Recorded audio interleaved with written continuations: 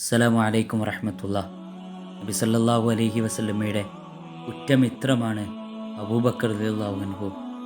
അബൂബക്കർ റളിയല്ലാഹു അൻഹുവിന് ഭക്ഷണം എത്തിക്കുന്ന ഒരു ഭൃത്യനുണ്ടായിരുന്നു. അയാൾ ഒരു രാത്രി ഭക്ഷണവുമായി വന്നു. വിശപ്പിൻ്റെ കാഠിന്യം മൂലം അബൂബക്കർ റളിയല്ലാഹു അൻഹു പെട്ടെന്ന് തന്നെ അത് ഭക്ഷിച്ചു.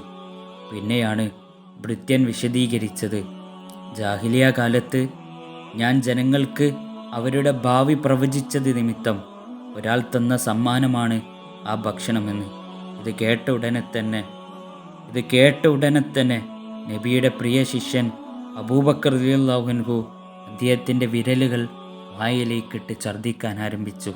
എന്നിട്ട് അദ്ദേഹം പറഞ്ഞു, എൻ്റെ ജീവൻ നഷ്ടപ്പെട്ടാലും എൻ്റെ വയറ്റിൽ നിന്ന് ഈ ഹറാമായ ഭക്ഷണം ഞാൻ പുറത്ത് കളയുക തന്നെ ചെയ്യും. ഈ ഭക്ഷണം കഴിച്ചത് കാരണം ഞാൻ നരകാവകാശിയായി തീരുമോ എന്ന് ഞാൻ പേടിക്കുന്നു.